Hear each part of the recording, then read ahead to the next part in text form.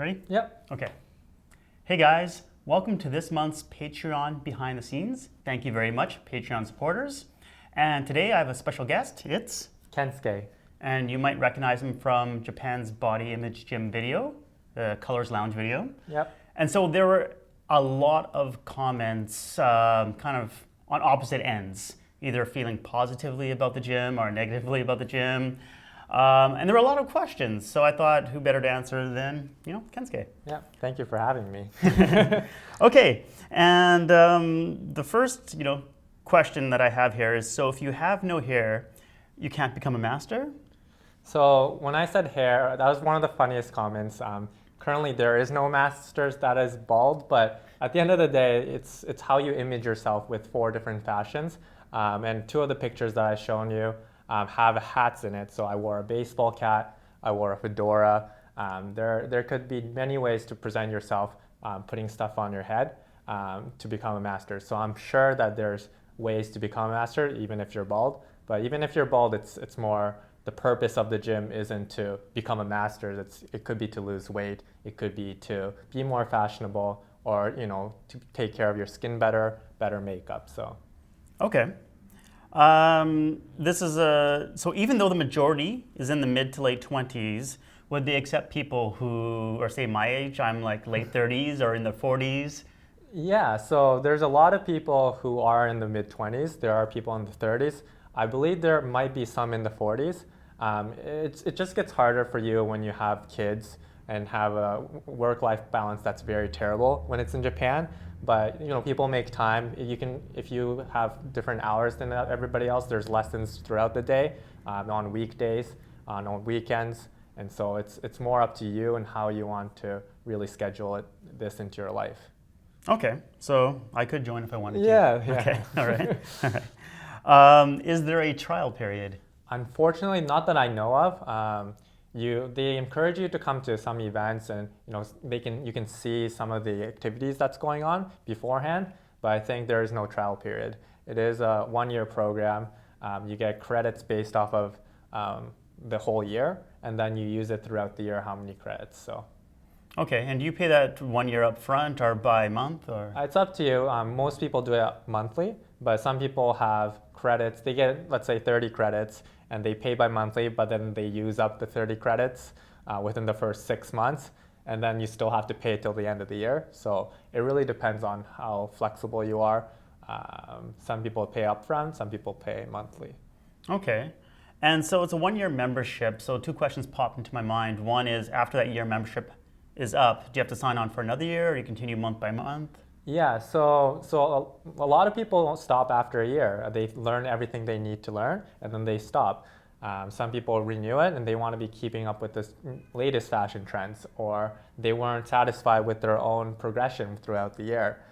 So it really is up to you if you want to renew for another year. And then we talked about the Masters a lot, but the Masters program is cheaper than the regular program. It's like $100 a month, and then you get unlimited lessons throughout the whole year. So that's why everybody is motivated towards that goal. But there's 900 members, and not everyone renews. And everybody, there's people who's been here for 3 years, 4 years as well. Okay. And so, but if you have to renew, you do have to go for another full year. You get a year's worth of credits. Okay. Yeah. Okay. Right. So that's a pretty big commitment then. Yeah. So you can use those credits up within 2 months if you want, or take your time. If you want to lose more weight, then you don't want to use all the credits right at the bat. You want to use it gradually, losing weights, because you don't want to lose 10 pounds in 2 weeks, for example. You want to lose it slowly and making sure that the personal trainer's keeping your progression. Okay. And so a lot of the commenters seemed fixated on the Masters program, and maybe thought it was kind of like a cult. So, I mean, for the regular average person going there, how much sway does the Masters program have? Yeah, so the Masters program is for the people who drastically change within the year, and they want more to it. So that's why they aim to be the top people. It's like, for example, CrossFit. You join CrossFit to get fit, but then you become that person who wants to start competing.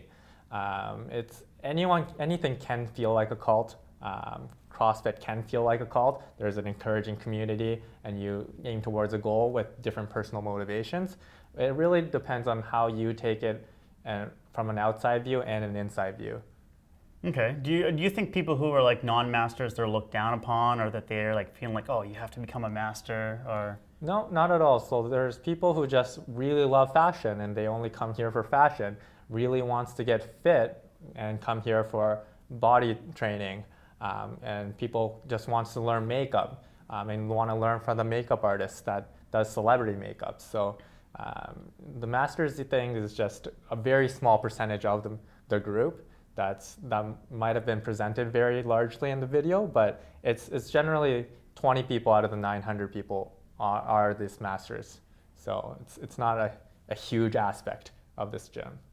Okay, and you said here, but we're actually not at the gym right now, right? No. Right, we're just in an office. Yeah. Okay, because somebody else commented that, oh, we're doing interviews at the gym, so we're not going to get the real opinions of people. Okay. Which I can understand, right? You're not Yeah. going to probably badmouth the place when you're being interviewed inside of the place where trainers are walking around. And yeah, if the trainer's right there watching you getting interviewed, yeah. But I don't think, I thought they weren't really watching us that hard. I thought we were just kind of like going around doing whatever. It was pretty chill. Yeah, there's like lessons going on everywhere, right? Yeah. So they're more focused on that throughout the day. Okay. Do they allow overweight people? They encourage overweight people. I think what a lot of overweight people do is they really focus on their body for the first 4 or 5 months, and then once they become their ideal body, then they start touching into fashion, makeup. The reason why is that fashion, you don't want to buy clothes new when you're overweight and then having to buy it again 4 months down the road. So they try to make your ideal body first, and then you don't have to spend the same money over and over again. So then it's a very cost-efficient approach to this. Okay, and so when you say ideal body, that like kind of rings a trigger in my head. People are like, ideal body, there is no ideal body. So I think, do they have this kind of set, like they want everybody's body to be this certain way? And if you don't hit those goals, are you kind of like shamed or ostracized? No, like I think the video implied the 10% and the 22% body fat, but people have different goals. So that's for the master's program, by the way. That's not the regular thing. When I first started, I had 19% body fat. In Japan, overweight's considered 20%. It's totally different from North America. Yeah. Because I did the Embody Test, and I think my body fat was in the 20 to 25% range. Yeah. But I was still underweight. Or not I was borderline. I was like, my BMI was like 24 or something, or 24.5. So it's based off of your BMI and your body fat percentage, and then there's a graph to it that tells you if you're a little overweight. And generally, if you're over 20% body fat, in Japan it's overweight. Obviously in North America it's totally different. And so my ideal body was, at first when I joined, was 13%. So how do I get 19% to 13%? And then we worked out a program of, calorie deficiency, how many times a week do I have to work, my workout program, and then focusing on how to approach the goal that I had in mind. So, they're very encouraging based off of that. They don't really care of, oh, you didn't hit 13%, shame on you. There's people who are busy with work and that doesn't come to the gym for 3-4 months, but then they come back and then they try to encourage you. At the end of the day, this gym is based off of your sole motivation and how much effort you put into yourself. Okay.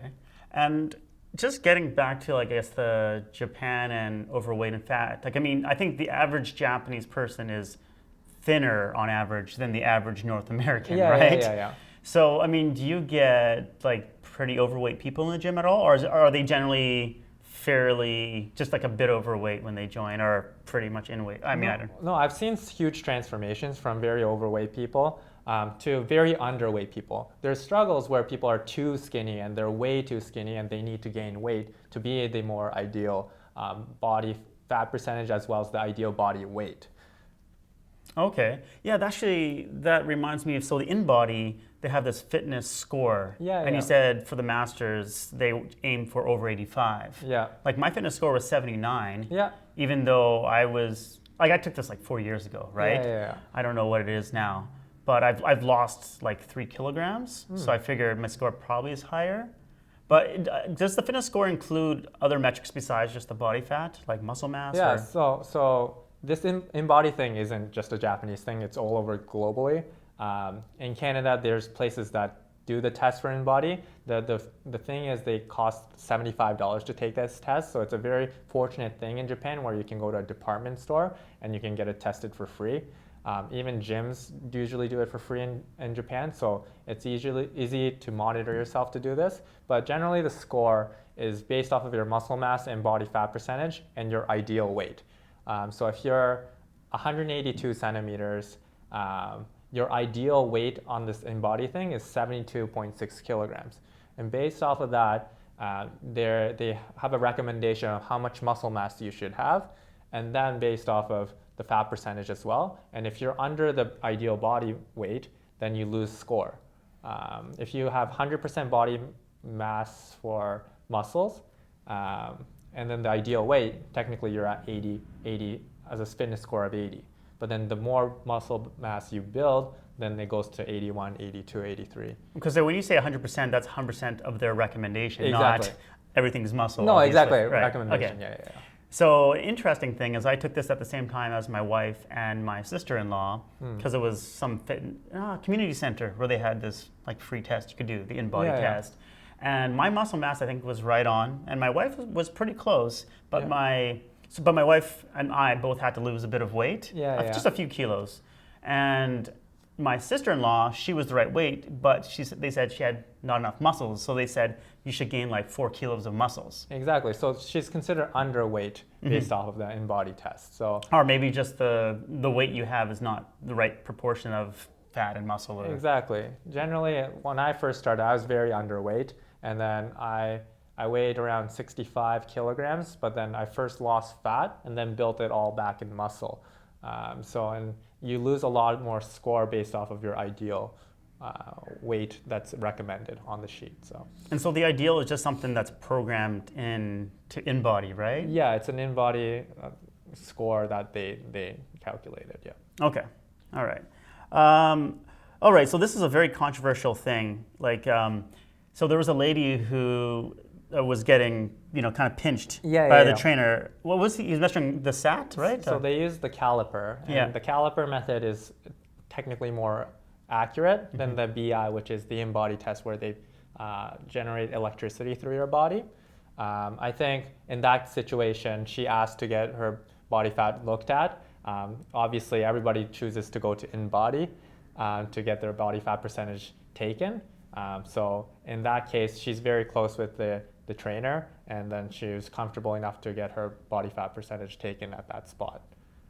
Okay. Yeah. So you don't think she was like traumatized after? No, there's options that you can go to the Embody test to get it taken, and then you can show it to the trainer. But she requested it on that day. So. Okay, so they don't. It's I guess up to the person to decide whether they'd want that test. Yeah, done the trainer would never force you to do something like that. Okay, right. Like I personally, I wouldn't care if I had that test on me, but I can understand totally how some people would be very uncomfortable with that. Especially if you're a woman and getting tested by a male. Right. Yeah.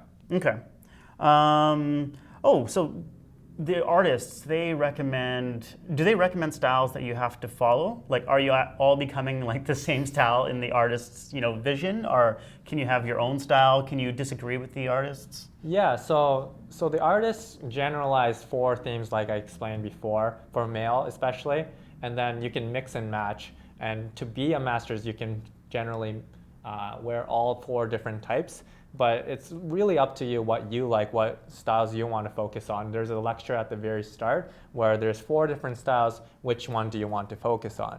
And I chose traditional and casual, which is like sporty clothing as well as suits. But throughout that time, my fashion taste changed, more work, so military denim jacket, that aspects. But they encourage you to really focus on what you like, but at the same time, don't buy the exact same clothes.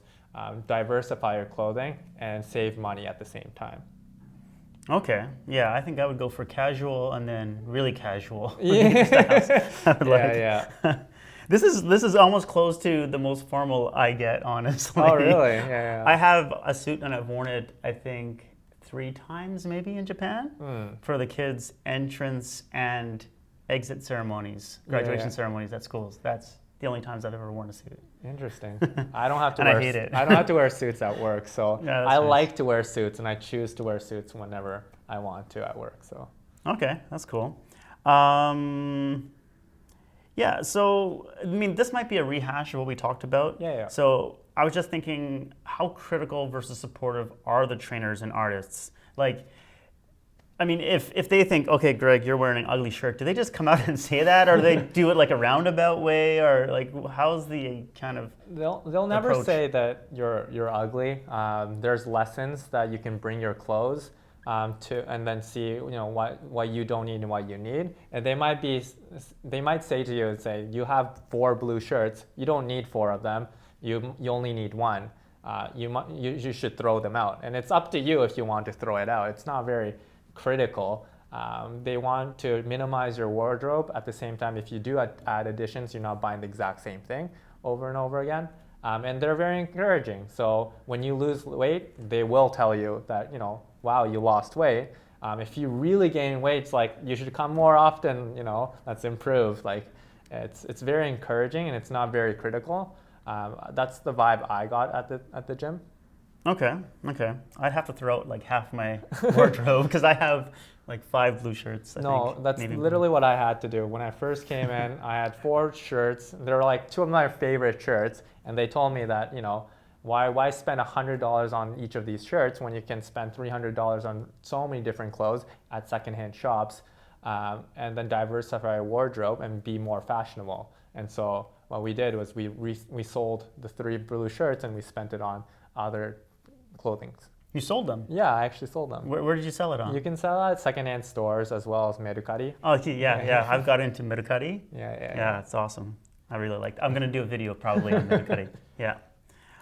Okay, so what did you mean when you said that you said that the lounge, you focus on being a better person. Like, how do you be a better person? Yeah, so I think I have to elaborate on being a better person. I think throughout the year, I was able to really think how I approach buying new clothes, how to eat healthier, but not having to sacrifice a lot. The term of dieting, for example. So for example, I had 4 blue shirts. I've spent $300 on the same thing, and I now know that I don't need 3 extra blue shirts. I can go to a secondhand store that they recommended me and find the things I want and diversify my clothing. They do cooking events, for example. So I can go to this cooking event. They teach you how to make yummy meals, but at the same time healthier, instead of paying money to eat greasy food. As well, it can be how to blow dry your hair. So I had Asian hair, and when I was in Canada, I didn't have the same experience as other people where they would just gel it and then it looks perfect for the next 6 hours. But then I realized coming to Japan that it's all about blow drying. And then once you blow dry, then the whole form sustains itself. If I just gel my hair right off the bat after I shower, it just becomes like a Christmas tree and just points sideways. So things like that, I became smarter in my decisions, and I learned a lot of new lessons that are more sustainable. So now I don't have the term, for example, dieting in my eyes, where it's more lifestyle change, where if I ate out this night, I have to compensate myself so then I don't get too fat. So I'll eat a healthier meal, salad next day, and then making sure that I know how to monitor my own body weight and body percentage fat, and then be healthier in general. Okay. You mentioned that they recommended you a secondhand store. Yeah. And I know when I went with, I think Sherry, but that's probably her English name, right? Yeah. We went to the clothing store with her. Are these places, like, do they get kickbacks, like the trainers or the artists from these places? Or can you go shop wherever you want? So they have recommended stores where they go to the same store over and over again when they go with the students, so they know what the wardrobe is going to be like or what the stocks they're going to be at those secondhand stores, so they know what you are missing in your wardrobe, and then they'll be able to recommend you on the spot. So they have ideals, but they take you to different stores each time that you go, and then after that you have the ideas of which stores you can find cheap clothing for cheap. Okay. Let's see here. I mean, I think we already kind of got into this, but what do you think about people who say it's a club for shallow people, or maybe it's a club that preys on insecure people? Yeah, so it depends on people's motivation. It could be, there could be shallow people at the gym. For me, it was more of a hobby. I came from Canada. I couldn't play hockey and golf, the two sports I wanted to play, and so I liked clothing, but then I felt like I needed to up my fashion, so I joined this gym.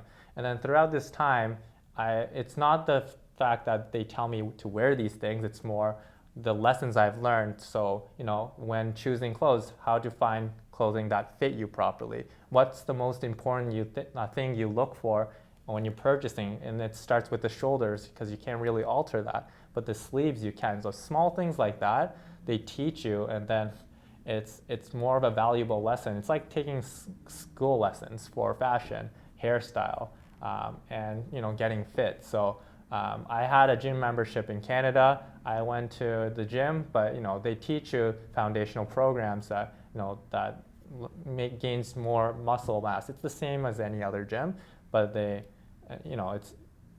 you can think about it as a shallow thing, but it's more for lessons that I learned that really help me in the future without the gym in the future.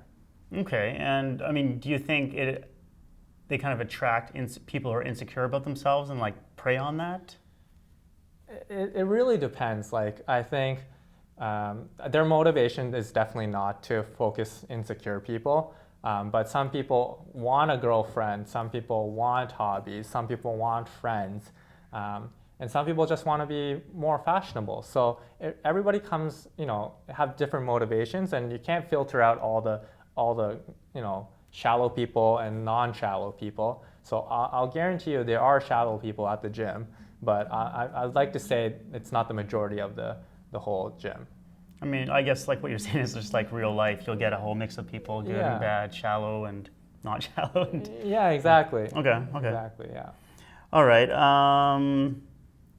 Okay, this is something I wanted to know is, do you think people at the lounge are gaining that confidence more through the fashion and body image and those types of lessons, or is it because they're interacting with people, in a social environment, they're learning social skills? So is it the social skills they're learning, or is it the fashion skills they are learning that are making them confident? Yeah, so for me, it was more for the lessons learned throughout the gym, but some people could be at the events that encourage you. It really depends. There's 900 members.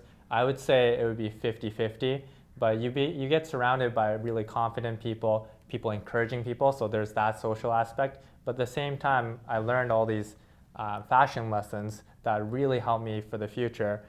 So how to, blow dry my hair, style it in this occasion. And throughout that, I felt confident in certain events because I was able to dress myself appropriately. So it goes both ways. I don't think it's 100 to 0, 0 to 100. And some people might just be lacking the huge confidence and they need other people to encourage you. But some people have the internal motivations and they get, the motivations after learning a new thing. Okay. We talked about Embody Tests, so I don't need to go with this question. Yeah. Can foreigners join the lounge? People who don't speak much Japanese or Japanese at all? Yeah, so if you can understand Japanese, because they'll teach you in Japanese, there's no English lessons. I'm from Canada, Sherry's from China, so there are foreigners at the gym, but I think you get the best experience if you understand and speak Japanese. Maybe in the future they might open it up to foreigners who doesn't speak Japanese at all, but as of now, the coaches that I know of don't speak English. Well, but it's not like you foreigners can't go. It's just like if you don't understand Japanese, it'd be pretty hard to go. Exactly. You won't get the full experience. Right, okay. Yeah.